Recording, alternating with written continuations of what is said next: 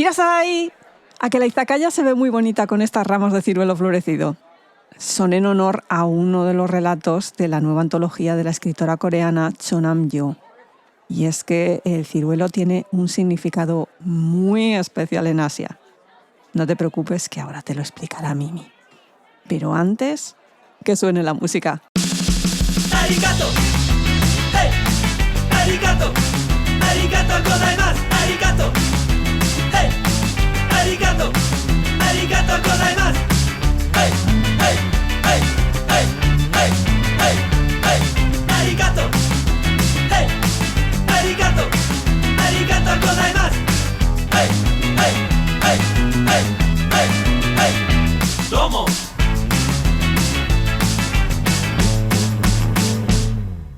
Hola gente, ¿qué tal? Les saluda Mimi Suku desde la Izakaya y hoy estoy muy emocionada porque vengo a comentar con ustedes el trabajo más reciente de una autora conocida de la casa y que se está convirtiendo rápidamente en una de mis autoras favoritas, porque hoy vamos a hablar del nuevo libro de Cho Nam-yo, autora de Kim Jong-un, nacida en 1982, que se titula en español Lo que sabe la señorita Kim. En coreano el título es Uriga Sun Gotmis, que se traduce literalmente como Lo que escribí.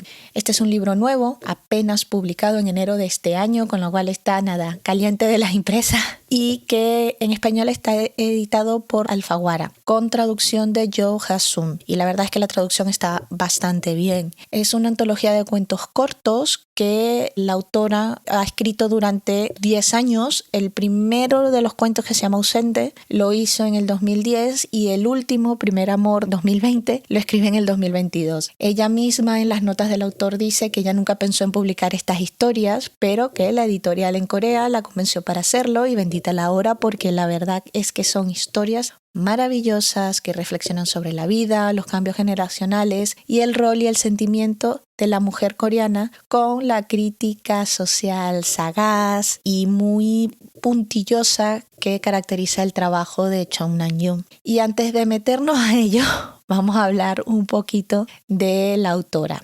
Ya tratamos un poco su biografía en el monográfico que hice sobre el libro de Kim Jong-un, nacido en 1982, pero para todos nuestros nuevos amigos de la Izakaya que no hayan escuchado ese monográfico, vuelvo a repetir un poquito su historia. Cho Nam-yo es una autora surcoreana nacida en Seúl en 1978, es licenciada en Sociología y trabajó durante 10 años como guionista de televisión. Sus dos primeras novelas, Cuando escuchas con atención en el 2011 y Para Comaneci en el 2016, fueron aclamadas por la crítica y recibieron muchísimos premios, pero es su novela Kim Jong-un, nacida en 1982, la que la catapulta al Olimpo de la escritura. Y este libro, si no lo conocéis, pues se los recomiendo muy encarecidamente. Vino a darle una sacudida a Corea del Sur y al movimiento feminista de Corea del Sur y tuvo repercusiones inclusive en el tema de la igualdad, en el tema de pasar leyes, y que nuevamente sacudió al mundo cuando empezó a ser traducido a los diferentes idiomas, creando un frenesí de lectores.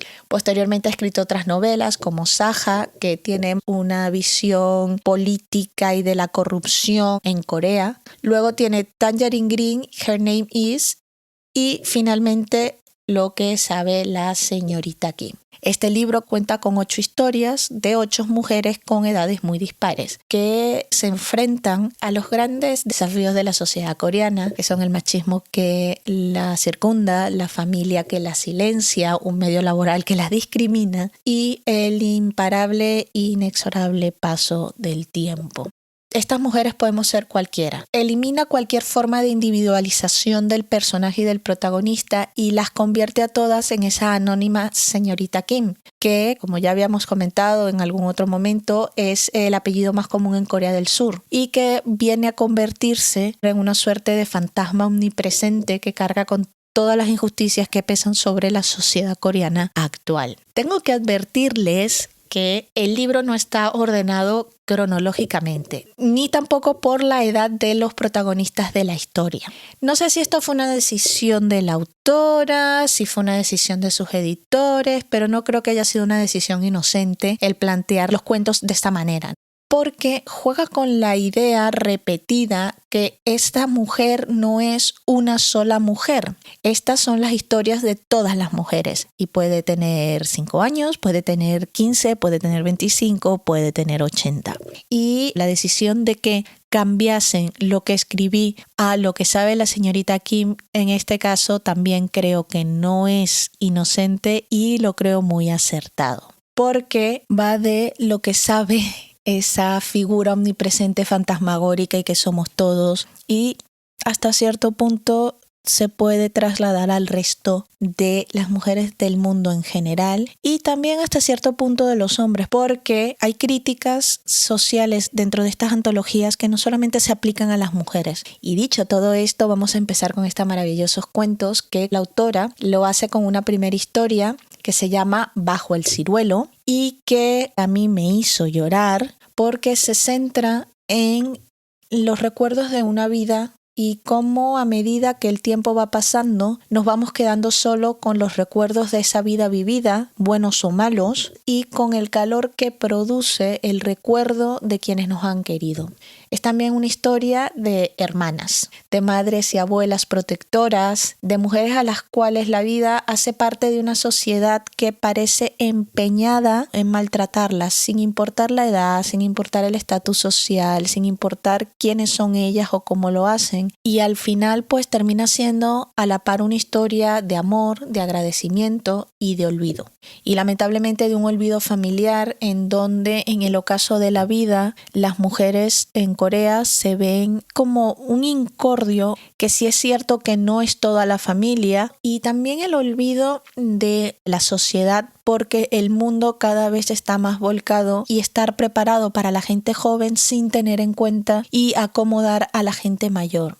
Es una historia muy emocional, lo tengo que decir, y está maravillosamente escrita, tiene un sentimiento de nostalgia y melancolía que te llega a la fibrita y es muy bonito. La voz de la protagonista, cómo recuerda su vida junto con su hermana y cómo su hermana la protegía y cómo su hermana era la única que realmente la reconocía y le daba ese poquito sentimiento de pertenencia en una sociedad que desde sus padres hasta su marido, pasando por sus hijos, la desacredita. Y cómo finalmente entiende por qué su hermana mayor le decía que la viniese a visitar antes de que se marchitara el ciruelo. Y es que este árbol florece a pesar del frío y la nieve, por lo que en Corea el ciruelo simboliza la firmeza de las convicciones. Por eso les digo, esta primera historia, que es muy dura, tiene al fin y al cabo una nota de esperanza de que siempre se va a florecer, inclusive en los momentos más difíciles. Este libro tiene unas notas a la autora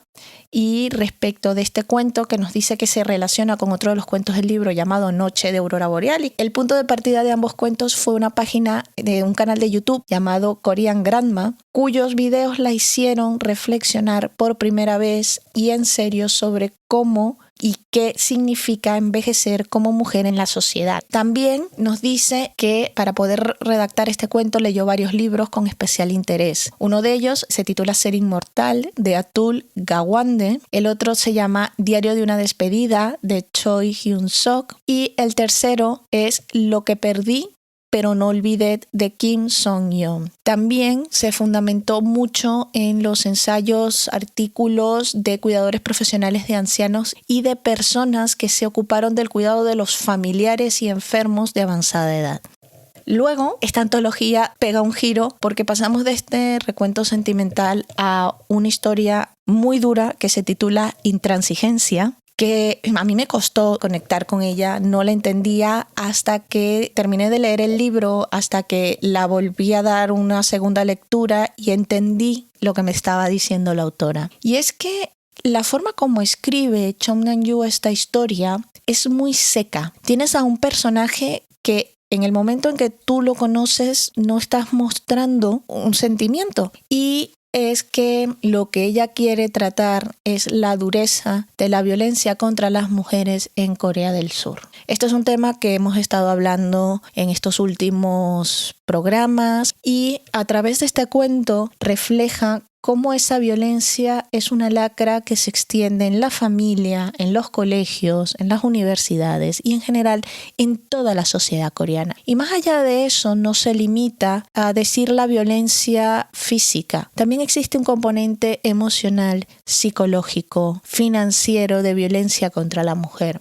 Esta historia empieza con una niña que, estando sometida a la violencia en su casa, la acepta sin inmutarse en su escuela y recibe los bofetones de un profesor porque ese día el señor tenía mal día. Y esa escena la ve otra profesora que se siente identificada con la niña, se la lleva y, no sabiendo muy bien qué decirle, simplemente le dice lo siento, como disculpándose con ella, y le entrega una copia de un libro que se llama El regalo del ave. En ese momento, ese libro se convierte en el salvavidas de esta niña. Te dice constantemente que lo lee a todas horas, que lo ha leído tantas veces que ya está un poquito dañado, que en varias oportunidades ha intentado regresárselo a la profesora, pero no consigue desprenderse de él y decide que le va a dar otra copia del libro. Cuando se encuentra con la profesora le dice: es que ese libro no era mío. En este momento esta niña ya es una escritora porque ese fue el camino que siguió su vida, y se van a cenar. Y como pasa en Corea, alcohol viene, alcohol va, y la profesora confía en ella, que había sido objeto de violencia por parte de su padre y que había identificado la manera como ella tan calladamente se había aguantado el golpe del profesor y se había sentido identificada con ella. Y bueno, la cuestión está en que una vez que termina la cena y siendo tarde, ella se queda a dormir en esa casa de esa profesora y al día siguiente regresa a su casa, pero con una enfermedad interna que no sabe qué es, qué le pasa, y empieza a tener recuerdos de situaciones que terminan siendo bastante difíciles de gestionar para ella, así que las escribe y las publica. Y lo que nunca está esperando es que la respuesta sea el ataque violento mediante la palabra y el desprestigio social de su historia. Y una de estas personas que la ataca tan violentamente es esta profesora, que la llama a decirle que cómo es posible de que utilizase la historia que ella le había confiado para ganar dinero y para hacerse renombrada y para tal. Y nuestra protagonista, que en este momento ya ve el cambio que hay en ella misma, le dice: perdona, pero lo que yo he escrito es mi historia. Y también te digo, es la historia de muchas mujeres en Corea. La profesora le responde: no me importa que sea la historia de otras mujeres, esa es mi historia, me la has robado y quiero que la quites. Esto se mantiene durante un tiempo hasta que, por las cosas del destino, conoce a una mujer abogado que le dice que ya no tiene por qué aguantar eso. Ella al principio se niega hasta que siguen sucediéndose estos actos de odio y decide definitivamente presentar denuncias en 4 comisarías distintas para evitar que la policía no hiciera nada al respecto. Y en ese ir y venir, una de las personas con las que presenta la denuncia es su profesora, que intenta llamarla y disculparse con ella, y en ese momento se da cuenta de que ya es suficiente, de que está cansada de estar transigiendo, y a partir de ese momento se niega a echarse para atrás y se niega a no defenderse ante estos ataques. De ahí viene un poco el tema y la razón por la cual yo necesitaba explicarles todo esto para que entendiesen cuál es el mensaje: que hay que ser intransigentes contra la violencia, no importa de dónde venga, cómo venga y cuáles son las razones que la justifiquen. Por cierto, como somos aquí en la Izakaya, yo sí me he hecho por la labor de averiguar cuál era este maravilloso libro que le dio la profesora a la niña. Ya sabíamos el título, pero no sabíamos que el autor es Yoon Hae-kyun. Fue un libro que causó muchísimo revuelo y muy popular en Corea, y es que expone la hipocresía de las relaciones humanas desde la perspectiva de una niña de 12 años. Huérfana de madre y abandonada por su padre al cuidado de una abuela campesina. Es hija de una mujer que fue declarada demente y se mantiene alerta para superar la atmósfera de encierro del mundo de los adultos. Y desde sus precoces ojos, su familia y vecinos parecen absurdos y falsos. Pasamos al tercer cuento de la antología, que se llama Ausente, aunque una traducción más literal de su título en coreano sería Huir o El que huyó. Y este cuento es muy extraño, gente. Raya en lo absurdo y a la medida en que lo leía yo sentía que me faltaba algo, que vi una pieza que no estaba viendo, que ¿qué es esto? Que no termino de entenderlo. La protagonista se encuentra un día con una llamada de su madre que dice que su padre hace un mes había salido, como cualquier otro día, que ya pensaba que iba a regresar, pero no ha regresado, y que dejó una nota encima del frigorífico diciendo: he sacado 1.600.000 wones de la cuenta del banco y me voy a vivir la vida. Al choque inicial de mamá, que ha pasado un mes, ¿por qué no me has dicho nada? Y la respuesta de la madre, bueno, pues porque pensaba que en cualquier momento se iba a cansar y iba a venir un par de días. Se genera una serie de circunstancias que involucran a la familia para ver cómo lidiamos con este tema. Que el papá se ha ido, que no contesta el teléfono, que no sabemos dónde está, que nadie sabe dónde está. Y después de seguir y continuar un poco con su vida, se van dando cuenta que este hombre no va a regresar. Y la madre, una vez que los hijos mayores se habían ido, se voltea a la hija con una paca de facturas y le dice: ¿y esto cómo lo pago? Porque en su casa las cuentas siempre las había pagado el padre, porque ese era su rol. Y aquí es donde empieza el mensaje de esta historia respecto de las dinámicas y los roles familiares en una Corea extremadamente conservadora, en donde los roles del hombre y la mujer están definidos con determinados patrones y donde el cambio de esos roles no era algo que estaba ni siquiera planteado. Y la hija se da cuenta de que efectivamente la madre después de un mes le había llamado porque necesitaba que alguien le dijera qué hacer con las facturas. Pero en vez de ocuparse de eso, le enseñó a su madre qué era lo que tenía que hacer, cuándo tenía que hacerlo y cómo ver y verificar las cuestiones en el banco, ¿no? Y a partir de ahí se desencadenan una serie de situaciones dentro de esa familia con los 3 hermanos que son graciosas y reveladoras porque la dinámica de la familia cambia. La madre pasa a ser la cabeza de la familia, los hijos pasan a verse más a menudo porque claro, tenían que ayudar a la madre, están más involucrados en la vida y es una mirada crítica de los patrones y las costumbres y los roles de género en la casa. También hay una necesidad de saber que a pesar de que esa persona que imponía esos patrones está ausente, que esa persona está bien porque no existe un sentimiento de rechazo sino de preocupación y especialmente porque te plantean que la protagonista y el ausente tenían una relación muy cercana. Es una historia que también habla de los cambios de rol que experimenta la sociedad coreana. En un momento determinado te dicen que cuando el hermano mayor va a casa de su madre, ahora ayuda, y eso era una cuestión un poco extraña, y la cuñada le dice, no, si en casa nosotros hacemos todo 50-50, si yo cocino, él limpia, si él lava la ropa, él no sé qué, él atiende al niño. Solamente era aquí, cuando venía a casa de sus padres, que se sentaba y que dejara que las mujeres hicieran todo. Esta es quizás el cuento más personal de la autora. Lo escribe en el 2010, después de que con el fallecimiento de su padre básicamente cambia su vida, y entonces esa experiencia le hace cuestionar las dinámicas familiares, y es un escrito que ella dice que tuvo que trabajar muchísimo, que el primer borrador que ella hizo cuando falleció su padre no tiene absolutamente nada que ver con este que nos presenta. Lo único que queda de ese escrito originario es un pequeño detalle que no les voy a decir cuál es porque es muy encantador y es parte de la historia y prefiero que lo disfruten de esa manera. Y finalmente llegamos al cuento que da el título al libro, Lo que sabe la señorita Kim, que curiosamente es el primer cuento que publicó Cho Nam-yang. Lo escribe en el año 2012, cuando ella todavía tiene fresca en su memoria la experiencia de trabajar todos los días de 9 a 6 y el cuestionamiento que se hacía a diario de los entornos laborales opresivos y en muchos casos discriminatorios que existen en Corea. La autora dice que cuando estaba haciendo la revisión para la antología, como habían situaciones que ya no se estaban ajustando a la realidad y que la sociedad había cambiado, omitió alguna de las partes y reescribió otras, y que fue una historia que disfrutó reescribiendo y acomodando.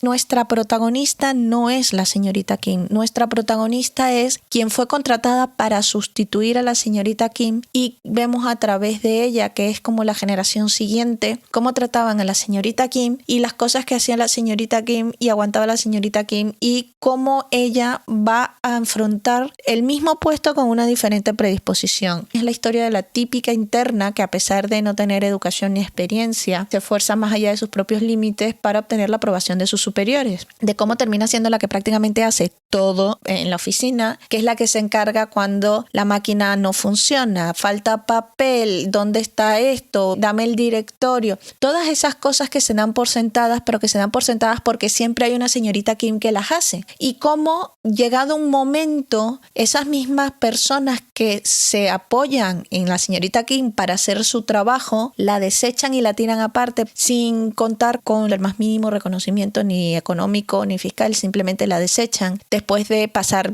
15 o 20 años en una firma, que no tienen realmente una posibilidad de conseguir un trabajo en otro sitio y que saben perfectamente que nunca va a hacer nada ni se va a quejar porque no fue criada para quejarse respecto de lo que están haciendo, y aprovechándose esa situación vuelven a contratar a otra persona que consideran que tiene la misma situación para que continúe siendo otra señorita Kim y se encargue de todo. Pero ¿qué pasa? Que ha habido un cambio generacional de cara a cómo la gente se ve en frente al trabajo y cómo deja que la traten frente al trabajo. Y nuestra protagonista inmediatamente se da cuenta de que es una pi de sitio, que la gente son unos pi y que va a ser muy difícil. Ante esa situación empiezan a sucederse una serie de acontecimientos que terminan llevando a un cambio brutal en la forma como la dinámica de esa oficina se produce, porque la gente empieza a darse cuenta no solamente de todo lo que sea la señorita Kim, sino que lo que está pasando es el castigo por sus propias acciones. Lo que yo quiero entender que nos transmite Chong Nam-yu es que la generación que viene está cambiando los patrones. Y llegamos al cuento que yo particularmente disfruté más de toda la antología. Es magistral como Chong Nam-yu te va llevando por este cuento hasta un desenlace que sabías que venía, pero por ello no menos satisfactorio. Y es que el siguiente cuento es Para Hyun-nam, estimado ex. En coreano realmente es Para Hyun-nam Oppa, y la premisa es básica. Una chica sentada en un café empieza a escribirle una carta de despedida a su pareja diciéndole: gracias, pero no puedo aceptar tu propuesta de matrimonio después de 7 años juntos. A medida que va ella relatando todas las situaciones, a hacer un juicio con argumentos, pruebas, testimonios de todo lo que ha sido la relación de estas dos personas durante los 7 años, para terminar diciendo: no me caso contigo, pedazo de... Lo maravilloso de este cuento es que Chong Nam-yu, a medida que la protagonista va escribiendo todas las situaciones a las que se ve sometida, tú también como lector liberas toda esa energía que vienes cargando junto con la protagonista y te quedas más a gusto. Que vamos, lo que se expone allí obviamente ya sabemos que es, si bien no es violencia física, sí es una violencia económica, sí es una violencia emocional, sí es un narcisismo, pero al final también es ese, mira ya, basta, es ese parar y darte tu valor y mandar a quien tenga que mandar a freír los espárragos donde considere mejor oportuno. Esta historia formó parte de una antología de cuentos feministas que fue publicada por la editorial Bansan Books, y los personajes los tomó referenciándose en un libro llamado Efecto Luz de Gas de la doctora Robin Stern, y las situaciones que describen dentro de la carta fueron recuentos y entrevistas que se le hicieron a mujeres en Corea respecto de sus relaciones, todas ellas de menos de 20 años. Pero sigamos, porque como dice Chong Nam-yu, hay que tirar para adelante, hay que seguir. Y el siguiente cuento es La noche de la aurora boreal. Para mí es uno de los más profundos de la antología. Lidia con muchos aspectos de la vida de la mujer. Lidia con su voz interna, que choca con las expectativas sociales, que se doblega por cumplir. Habla de conocerse a sí misma, de saber qué es lo que quieres, no dejar que la presión de la maternidad cambie tu forma de ser. Y las expectativas que socialmente se tienen cuando se llega a determinada edad por parte de los demás. Y los mensajes más bonitos es que la gente cambia y a la vez se mantiene igual, y que no importa si tienes 80, 50 o 25 años. En el cuento nos encontramos a una mujer que tiene un sueño desde que tiene 12 años, que es ir a visitar y ver una aurora boreal. Ese sueño, que lo representa magistralmente la autora a través de una postal que le regala una amiga, en donde ella puede ver los maravillosos colores de la aurora boreal y que la mantiene consigo durante muchísimo tiempo, se pierde en algún momento entre las tantas mudanzas y cambios de vida. Ella no sabe decir cuándo la perdió, solamente sabe que no está allí. Y un día, saliendo tarde del trabajo, un 6 de septiembre, ella ve en el cielo de Seúl unas luces rojas que parecen que es una aurora boreal, cuestión que obviamente está claro que no podía ser. Esta situación la lleva a buscar cumplir ese sueño olvidado. Y ese viaje, desde el momento en que ella se da cuenta hasta el momento en que definitivamente dice voy a ir a verlo, los miedos que pasan, las relaciones que se hacen, cómo se relaciona con su hija y cómo se relaciona con su madre. Nuevamente tenemos ahí esta trinidad, ¿no?, de representación de la mujer en diferentes etapas de su vida, hasta que al final tiene un desenlace que es bonito, que es feliz, pero a lo mejor no es el que tú estás esperando, ¿no? Sí es cierto que durante el viaje al cumplir ese sueño se han dado una serie de cambios y se han dado una serie de reconocimientos internos de su persona y de lo que ella quiere y de si es feliz o no es feliz, que es muy bonito de ver. Y vamos con el siguiente cuento. Antes de decir ni siquiera el título, quiero avisar que este cuento es un poquito más pesado y duro de cara a los tópicos que se tratan.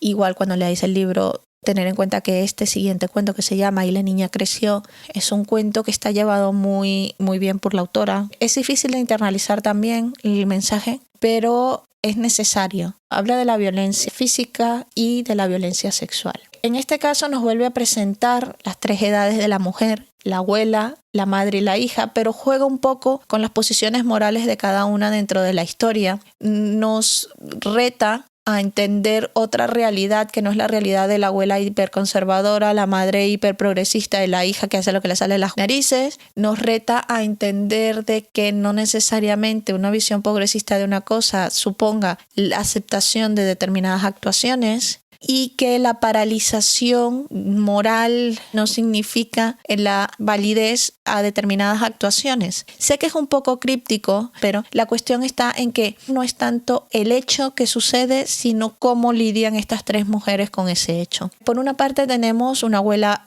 que no es al uso, que dedicó su vida a ayudar a las mujeres maltratadas a salir de situaciones de violencia, aunque a veces fuera sin éxito, y que a pesar de ello sí tiene ese punto de madre sacrificada por los hijos.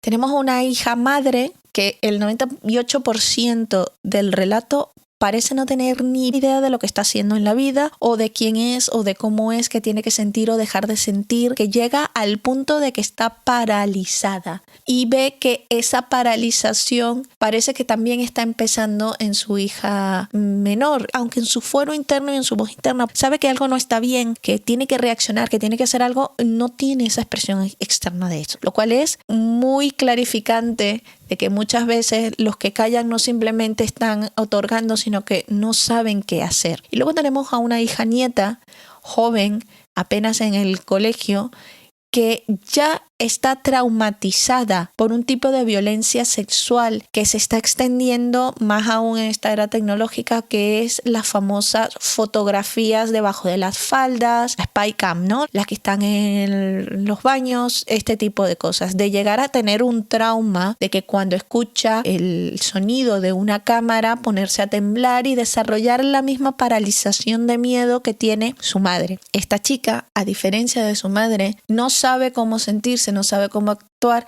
pero en conjunto con el resto de sus compañeras elabora un plan para defenderse.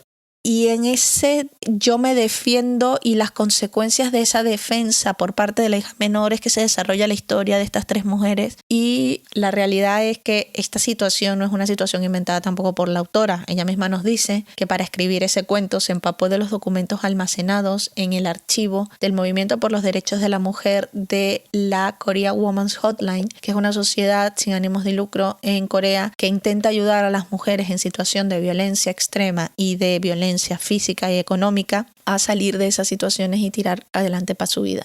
Y finalmente llegamos al último cuento del libro, que se llama Primer Amor 2020, es el más nuevo y según nos dice la autora, lo escribió en el verano del 2020, cuando el tema del famoso coronavirus que nos tuvo todos patas para arriba le llevó a preocuparse por la realidad de los niños que de la noche a la mañana se encontraban aislados y la incertidumbre de no saber hasta cuándo esa situación iba a sucederse.